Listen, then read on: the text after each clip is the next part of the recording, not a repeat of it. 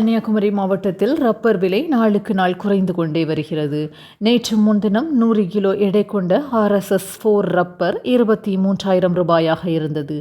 இந்நிலையில் நேற்று மேலும் சரிந்து 22,900 ரூபாயாக குறைந்தது. கடந்த ஒரு வார காலமாக ரப்பர் விலை படிப்படியாக குறைந்து கொண்டே வருவது ரப்பர் விவசாயிகளுக்கு அதிர்ச்சியை ஏற்படுத்தியுள்ளது. வெளிநாடு வாழ் தமிழர்களுக்காக கட்டணமில்லா உதவி மையம் தொடங்கப்படும் என முதல்வர் ஸ்டாலின் அறிவித்தார். சிகாகோவில் பேசிய அவர், தனித்தனி தாய் வயிற்றில் பிறந்தாலும் நமது உறவை ஊட்டிய ஒரே தாய் தமிழ்தாய் என நெகிழ்ந்தார். ஆண்டுக்கு ஒரு முறையாவது தமிழகத்திற்கு வர வேண்டுமென அவர்களுக்கு அழைப்பு விடுத்தார். உலகம் முழுவதும் வாழும் தமிழர்களுக்கு பாதுகாப்பு அரணாக திராவிட மாடல் அரசு உள்ளதாகவும் பெருமிதம் தெரிவித்தார். அம்பானி வீட்டில் நடைபெற்ற விநாயகர் சதுர்த்தி கொண்டாட்டத்தில் சல்மான் கான், சஞ்சய் தத் உள்ளிட்ட பிரபலங்கள் கலந்து கொண்டனர். முன்னதாக மும்பையில் உள்ள லால்பாக் சாராஜ்ய விநாயகர் கோவிலுக்கு ரூபாய் 15 கோடி மதிப்புள்ள 20 கிலோ தங்க கிரீடத்தை அம்பானி குடும்பம் நன்கொடையாக வழங்கியது. எந்த ஒரு புதிய ப்ராஜெக்ட் தொடங்குவதற்கு முன்பும் இந்த கோவிலுக்கு வந்து வழிபாடு செய்த பின்னரே தொடங்குவார்களாம். பீகார் எக்ஸ்பிரஸ் ரயில் ஓடிக்கொண்டிருக்கும் போதே இரண்டாக பிரிந்து நின்ற சம்பவம் அதிர்ச்சியை ஏற்படுத்தியுள்ளது. பக்சர் பாட்னா இடையே இயக்கப்பட்ட மகத் எக்ஸ்பிரஸ் தும்ரான் மற்றும் ரகுநாத்பூர் நிலையத்திற்கு இடையே 2 பகுதிகளாக பிரிந்தது பரபரப்பை உருவாக்கியது. துடிகஞ்சிலிருந்து முன்னோக்கி சென்ற ஒரு நிமிடத்தில் விபத்து நடந்துள்ளது. கடந்த முறை ரகுநாத்பூர் ஸ்டேஷன் அருகே ரயில் கவிழ்ந்தது குறிப்பிடத்தக்கது. அமெரிக்காவின் சிகாகோவில் நடைபெற்ற பிரம்மாண்ட தமிழ் கலை நிகழ்ச்சியில் தமிழர் பாரம்பரிய உடையணிந்து முதல்வர் ஸ்டாலின் பங்கேற்றார். தொடர்ந்து உரையாற்றிய அவர், தான் அமெரிக்காவில் இருக்கிறேனா அல்லது தமிழ் மண்ணில் இருக்கிறேனா என தெரியவில்லை என்றும், தமிழ் மண்ணில் இருப்பது போலவே உணர்வதாகவும் நெகிழ்ச்சி தெரிவித்தார். அமெரிக்காவுக்கு லேட்டா வந்தாலும் வரவேற்பு லேட்டஸ்டாக உள்ளதாகவும் நன்றி கூறினார். தென்னிந்திய நடிகர் சங்கத்தின் 68வது பேரவை கூட்டம் சென்னையில் இன்று நடைபெற்றது. அப்போது பேசிய நடிகை ரோஹிணி, பாலியல் தொல்லைகள் குறித்து ஊடகங்களில் தெரிவிக்க வேண்டாம் என கூறியுள்ளார்.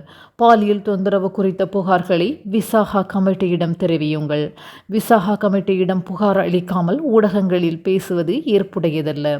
விசாகா கமிட்டியின் தலைவராக நடிகை ரோஹிணி செயல்பட்டு வரும் நிலையில் இவ்வாறு கூறியுள்ளார்.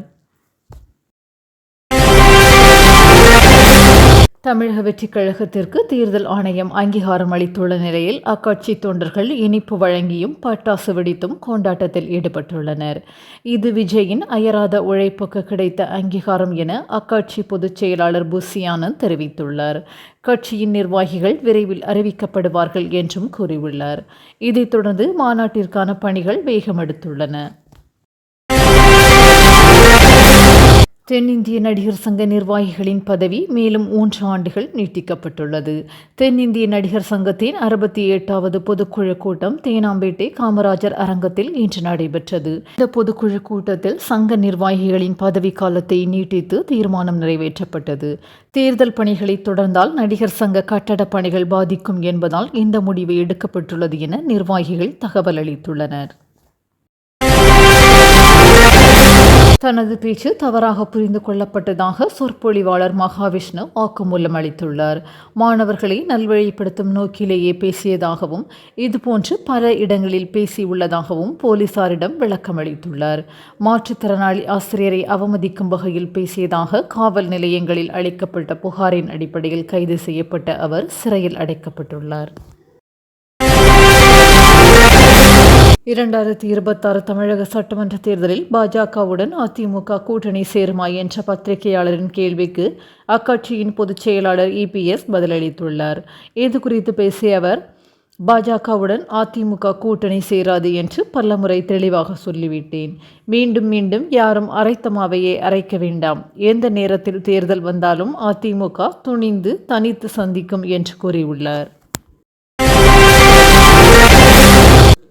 நடிகர் சங்கத்தின் கடனை அடைக்க ரஜினி, கமல் இணைந்து நாடகத்தில் நடிக்க உள்ளனர். இதற்காக நடத்தப்படும் கலை நிகழ்ச்சியில் அவர்கள் இருவரும் நடிக்க உள்ளதை கார்த்தி உறுதிப்படுத்தினார். சங்க கட்டட பணி பாதையில் நின்ற நிலையில் விலைவாசி உயர்ந்து சுமை அதிகரித்ததாகவும், கடன் பெறுவதற்கு வங்கியில் 50% வைப்பு நிதி வைக்க பணம் திரட்ட 4 மாதங்கள் ஆனதாகவும் குறிப்பிட்டார். மேலும் விஜய் 1 கோடி தந்ததாகவும் கூறினார். பாலிவுட் நட்சத்திர ஜோடியான ரன்வீர் சிங் தீபிகா படுகோனுக்கு பெண் குழந்தை பிறந்துள்ளது. மும்பையின் கிர்கான் பகுதியில் உள்ள ஹெஜ்என் ரிலையன்ஸ் மருத்துவமனையில் பிரசவம் நல்லபடியாக நடைபெற்றதாகவும் தாயும் சேயும் நலமுடன் இருப்பதாகவும் தீபிகாவின் குடும்பத்தினர் தெரிவித்தனர். தமிழக மீனவர்களை இலங்கை கைது செய்வது இந்திய இறையாண்மைக்கு விடப்பட்ட சவால் என அன்புமணி விமர்சித்துள்ளார். கடந்த 3 மாதங்களில் 200 மீனவர்கள் கைது செய்யப்பட்டுள்ளதாகவும் அவர்களில் 134 பேர் இலங்கை சிறைகளில் தற்போதும் இருப்பதாகவும் குறிப்பிட்டுள்ளார். 184 பேரின் படகுகள் பறிமுதல் செய்யப்பட்டதாக கூறிய அவர் மீனவர்களை விடுவிக்க மத்திய அரசுக்கு முதல்வர் கடிதம் எழுதினால் போதுமா எனவும் கேள்வி எழுப்பியுள்ளார்.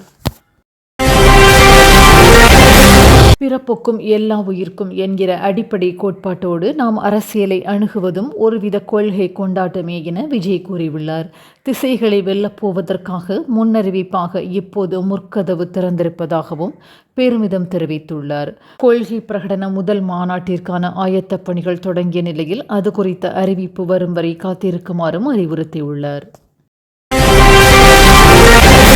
சென்னை காமராஜர் அரங்கில் நடைபெறும் நடிகர் சங்க பொதுக்குழு கூட்டத்திற்கு விஷால் சைக்கிளில் வந்தது பேசுபொருளாகியுள்ளது. 2021 சட்டமன்ற தேர்தலின் போது விஜய் தனது வாக்கை பதிவு செய்ய சைக்கிளில் வந்தார். அவரைப் போலவே கூட்டத்திற்கு விஷால் சைக்கிளில் வந்துள்ளார். அரசியல் செய்வதாக நினைத்து விளம்பர ஸ்டண்ட் செய்து வரும் புரட்சி தளபதி விஷாலை மக்கள் கண்டுகொள்ளவில்லை என நெட்டிசன்கள் ட்ரோல் செய்து வருகின்றனர். கடவுளின் அவதாரம் என தன்னைத்தானே சொல்லிக் கொள்ளும் மகாவிஷ்ணு போன்றவர்களின் சொற்பொழிவு குழந்தைகளை தவறாக வழிநடத்தும் என்று திருச்சி எம்பி துரை வைகோ தெரிவித்துள்ளார். ஆன்மீக சொற்பொழிவு என்பது வேறு, சனாதன சொற்பொழிவு என்பது வேறு என கூறிய அவர் மகாவிஷ்ணுவை பள்ளியில் பேசுவதற்கு அழைத்து வந்த அலுவலர்கள் மீது அமைச்சர் மகேஷ் கடும் நடவடிக்கை எடுக்க வேண்டும் எனவும் வலியுறுத்தியுள்ளார். தமிழக வெற்றிக் கழகத்திற்கு தேர்தல் ஆணையம் அங்கீகாரம் அளித்துள்ளதாக விஜய் அதிகாரப்பூர்வமாக அறிவித்துள்ளார். சட்டப்பூர்வமான பதிவுக்காகவே இதுவரை காத்திருந்ததாகவும் தற்போது அனுமதி கிடைத்துவிட்டதாகவும் மகிழ்ச்சி தெரிவித்துள்ளார். மேலும் தடைகளை தகர்த்தெறிந்து கொடி உயர்த்தி கொள்கை தீபம் ஏந்தி தமிழக மக்களுக்கான தலையாய அரசியல் கட்சியாக தமிழ்நாட்டில் வலம் வருவோம் என்று அழைப்பு விடுத்துள்ளார்.